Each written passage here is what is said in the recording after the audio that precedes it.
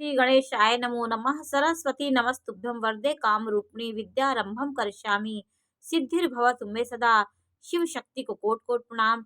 मेरे श्रोतागण, मैं आपको काल पुरुष की तुला राशि और तुला लग्न के बारे में मैंने आपको एक एक राशियों के बारे में जानकारी दी थी। तुला राशि तक मैंने आपको बताया था, तुला लग्न तक मैंने आपको काल पुरुष की 7वीं राशि तुला राशि तक मैंने आपसे चर्चा की थी। अब मैं आपको काल पुरुष की 8वीं राशि वृश्चिक राशि के बारे में मैं जानकारी दे रही हूँ। वृश्चिक राशि देखिए, काल पुरुष की 8वीं कुंडली है। ये मोक्ष त्रिकोण में आती है। तो मोक्ष भाव ये है, तो कामना रहित होकर के ये लोग अपने जीवन में काम करें। कामनाओं को जितना अपने जीवन में हावी करेंगे उतना ही दुख के कारण बनेंगे। निस्वार्थ होके जो आपको दायित्व मिला है उसे आप स्वीकार करके उसे करिए, और किसी को अपने हिसाब से चलाने की कोशिश करेंगे, अपने हिसाब से रखने की कोशिश करेंगे, आप नाना प्रकार के दुख से दुखी रहेंगे। और ये वृश्चिक राशि वाले व्यक्ति हर समय गुस्से में रहते हैं। उनकी एक प्रकार से अंदर गुस्सा रहता है, तमतमाए रहते हैं हर समय।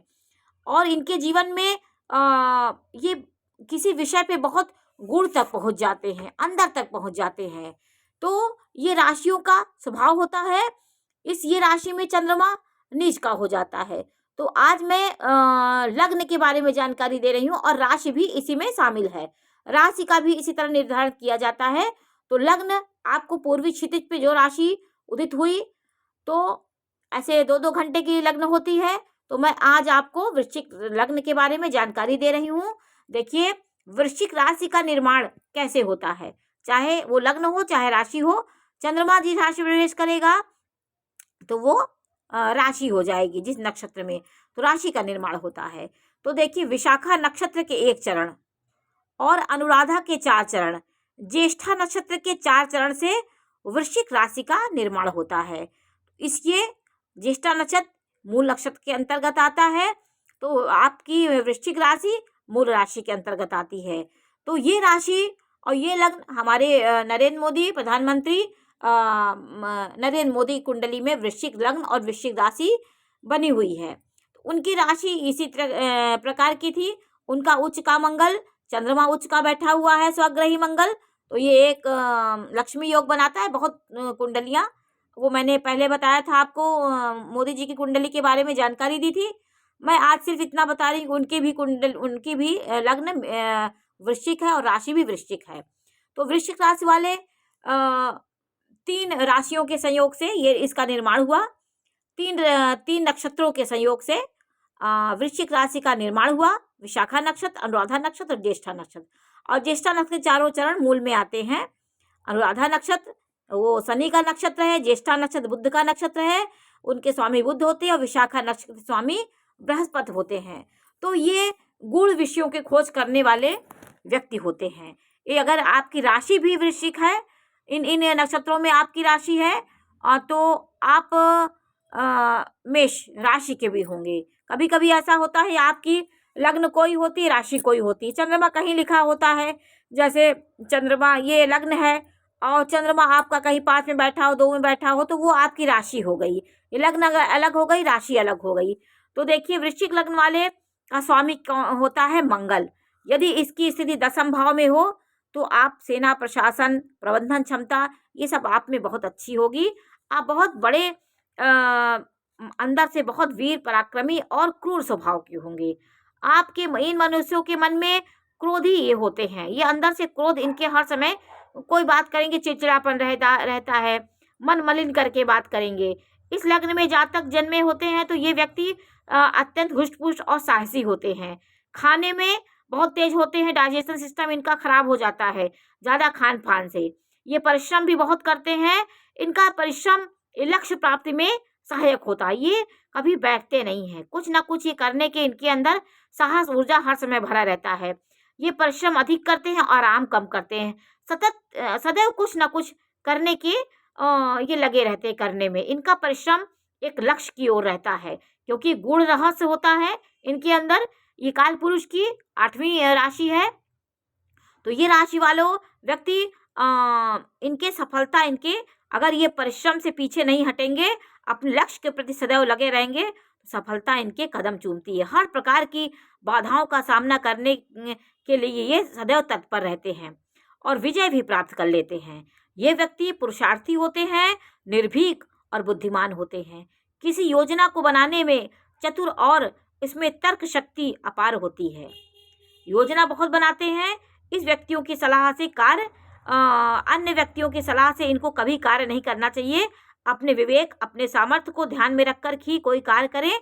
इस लग्न का व्यक्ति जो होता है वो बहुत ज्ञानी होता है, विचारों को कुमार्ग में प्रवृत्त करता है। अपने विचारों को कभी कभी ये लड़ाई झगड़े झंझट में भी अक्सर उलझा हुआ दिखाई देता है। अपने दुस्साहस को कभी दुस्साहस में बदल देता है। शूरवीर तो होते हैं। यदि इनके बृहस्पति की दृष्टि इनके लग्न में पड़ रही है या मंगल पर बृहस्पति की दृष्टि पड़ रही है तो कहीं ना कहीं इनके गुस्सा, इनका पराक्रम इनके कंट्रोल में रहता है। नहीं तो अपने पराक्रम को कहीं ना कहीं अनावश्यक भी ये लगाते हैं। तो ये व्यक्ति निराशावादी भी होते हैं और इस राशि में चंद्रमा नीच का हो जाता है। ये कभी ना कभी एकांत प्रिय के शौकीन होते, हिंसक हो जाते हैं, कार्यनाशक कार्य कभी कभी इनका नहीं बन पाता तो ये बहुत उपद्रवी हो जाते, गुस्सा बहुत करते हैं। क्योंकि ये राशि वाले कभी ना कभी तानाशाह भी हो जाते हैं। क्योंकि मंगल में अगर बृहस्पति की दृष्टि नहीं है शुभ ग्रहों की तो कहीं ना कहीं ये मंगल अपना पूरा रूप दिखा देता है। ये व्यक्ति धन, पशु से युक्त होते हैं, हंसमुख होते हैं, सदैव कुछ ना कुछ अच्छा संतोषी भी होते हैं, अच्छा खाने के शौकीन होते हैं, तीर्थ यात्रा के शौकीन होते हैं। क्योंकि ये जलचर राशि है, अंदर से इनके अंदर ब्राह्मणत्व होता है। ये दयालु भी होते हैं, लेकिन इनके सामने कोई नतमस्तक हो जाए तो ये उसके ऊपर दया करके उसको छोड़ देंगे। यदि इनके साथ कोई टक्कर लिया, कोई पंगा लेता है तो उसको ये परास्त करके ही दम मारते हैं। स्त्रियों का सुख ये पाने वाले होते हैं, इनकी स्त्रियां अच्छी होती हैं। ये व्यक्ति स्पष्टवादी होते हैं। देखिए स्त्री क्यों अच्छी होती, क्योंकि इनका सीधे शुक्र से प्रभावित राशि है सप्तम भाव में, तो इनकी स्त्री सुंदर होती, अच्छी होती है। ये व्यक्ति स्पष्ट वक्ता होते, बहुत स्पष्ट बोलने वाले होते हैं। इनके मित्रों की संख्या अधिक होती है, लेकिन कुछ कम मित्रों से ये इनका तालमेल बैठता, सबके साथ ये सामंजस्य नहीं बना पाते। क्योंकि इनका स्वभाव एक उग्र होता है, एक तेज स्वभाव होता है, अपनी तानाशाही दिखाते हैं, इसलिए इनके मित्रों की संख्या थोड़ा कम रहती है इनके पास। इनको संग्रह की प्रवृत्ति पाई जाती है, कोई चीज़ की माया बहुत इनके अंदर होती है और संग्रह करते रहते हैं किसी चीज़ का, ये बनाना है वो बनाएं, वो लेके रख दें और स्वयं एक कड़ा नियंत्रण अपने ऊपर रखते हैं और अपने जीवन में दूसरे से भी यही उम्मीद करते हैं कि व्यक्ति उसी हिसाब से तरीके से मैनर से रहे। ये व्यक्ति पाप, प्रायः इनके पाप छिपे होते हैं, ये छुप करके कोई काम करते हैं। क्योंकि कालपुरुष की 8वीं राशि है, ये गूढ़ रहस्यों को रहस्य वाली राशि होती है। अपने निर्णय, कोई भी निर्णय ले, कोई भी काम किए, कोई भी सीक्रेट बात होती है किसी को बताते नहीं हैं। इनका एक ये स्वभाव होता है, ये नहीं बताते हैं, मन में कोई ना कोई बात इनके अंदर आती रहती है। तो इनका देखिए इनका योग, इनका ग्रह जो है, इनका ग्रह मंगल होता है। इनका देखिए मार्केश हुआ बृहस्पति और शुक्र, इनका मार्केश हुआ, क्योंकि दूसरे भाव का स्वामी और 7वें भाव के स्वामी को मार्केश बोलते हैं। इनको मार्केश, इनके दो राशियों के स्वामी हो शुक्र और बृहस्पति, इनका मार्केश होता है। इन व्यक्तियों का अगर इनके इस लग्न में चंद्रमा भाग्य का प्रबल स्वामी होता है। यदि चंद्रमा की स्थिति शुभ घरों में है, केंद्र त्रिकोण में है, स्वयं स्वग्रही है, लाभ भाव में अच्छी जगह चंद्रमा है, तो ये व्यक्तियों का 20 से 25 वर्ष की आयु में इनका भाग्योदय हो जाता है। बहुत जल्दी भाग्योदय हो जाता है, क्योंकि कर्मठ भी होते हैं, साहसी भी होते हैं, तो भाग्योदय उनका जल्दी हो जाता है। क्यों? चंद्रमा की स्थिति हमको देखनी होगी कि चंद्रमा आपका कहाँ बैठा हुआ। चंद्रमा आपका 2 में बैठा होगा तो अच्छी, आपका बहुत अच्छा विकास होगा। 10 में बैठा हो, लाभ में बैठा हो, केंद्र में बैठा हो, त्रिकोण में बैठा हो, तो आपकी भाग्योन्नति में बहुत जल्दी आपकी भाग्योन्नति होती है। आपको अपने भाग्य को बढ़ाने के लिए भगवान शिव जी की उपासना करनी चाहिए, दूध का अभिषेक करना चाहिए, तो आपके मन को शांति मिलेगी। सोमवार के दिन आप सफ़ेद वस्तुओं का दान जरूर करें, क्योंकि आपके भाग्य की वृद्धि होगी। आप अपने जो लड़ाई झगड़ा, आप झंझट में फंसते हैं, आप भगवान हनुमान जी की पूजा पाठ जरूर करें। इससे आपके मार्ग को ईश्वर प्रशस्त करेंगे और आप अपने मार्ग को समझ पाएंगे, क्योंकि इतनी ऊर्जा होती है, अपने मार्ग को आप समझ नहीं पाते हैं कि हम क्या करें क्या ना करें। इसलिए आप उनके एक अपने इष्ट देव, अपने आपके इष्ट देव देखिए भोले बाबा हैं, और आप बृहस्पति की भी पूजा कर सकते हैं, लेकिन आप मंगल हनुमान जी की पूजा जरूर करें। हनुमान जी के चरणों के तिलक अपने माथे पे लगाएं, और आप मंगलवार को आप सरस्वती की पूजा जरूर करें, क्योंकि आपके वाणी में आपके एक जो आक्रामकता होती है, इससे आप इन देवी देवताओं के समीप आप रहेंगे तो आपकी ये सब जो दोष होते हैं वो नहीं होंगे। लाल चंदन आप लगाया करें, लाल चंदन हनुमान जी को लगाएं, और उनके पैरों की तिलक आप अपने माथे पे जरूर लगाएं। हनुमान जी के बाएं पैर की तिलक आप अपने मंगलवार के दिन मंदिर में जाइए और अपने उनके बाएं पैर का तिलक अपने माथे पे लगाइए, अंगूठे से लगाइए या पंडित जी से बोलिए वो लगा दें, और आप धूप दीप से उनकी पूजा करें। और अपने घर में आप अग्निकोण में आपको नहीं सोना चाहिए। अग्निकोण, क्योंकि अग्नि तत्व का कोण होता है, आप कहीं भी अपना शयन कक्ष बनाएं तो पूरब और दक्षिण का जो कोना होता है उसमें आप अपना शयन कक्ष बिल्कुल ना बनाएं, क्योंकि इस स्थान पे बैठेंगे तो आपकी शरीर में गर्मी और बढ़ेगी। आप क्योंकि अग्नि तत्व हैं, आप मंगल से प्रभावित हैं, आपके अंदर गर्मी है, उत्साह होता है, गुस्सा करते हैं, अग्निकोण में बैठेंगी तो ये चीज़ आपकी और बढ़ेगी। और आपके मन में नाना प्रकार की जो विचार चलते रहते हैं, आप गुण तक पहुंच जाते हैं, किसी चीज़ के अंतर तक जाने की जो इच्छा करते हैं, इससे आप अपने विचारों से परेशान रहते हैं। तो इन विचारों से शांति पाने के लिए आपको मैंने ये बताया कि आप वैराग्य की फोटो अपने घर में ना लगाएं, युद्ध की फोटो ना लगाएं। आप अपनी कभी भी अपने दीवार पर पे ऐसी तस्वीर ना लगाएं जो आपको नेगेटिव ऊर्जा दे। वैराग्य, युद्ध, ये सब के सीन आप बिल्कुल मत लगाइए। डूबते हुए सूरज की फोटो नहीं लगानी चाहिए। तो अपने घर के वातावरण को आप सही करिए, जहाँ आप रहते हैं, जहाँ सोते हैं, उस जगह को अच्छा करिए। दक्षिणावर्ती शंख में जल भरकर अपने पूरे घर में छिड़काव करें, और राम श्री राम, जय जय राम, इसको आप इनका उच्चारण करिए।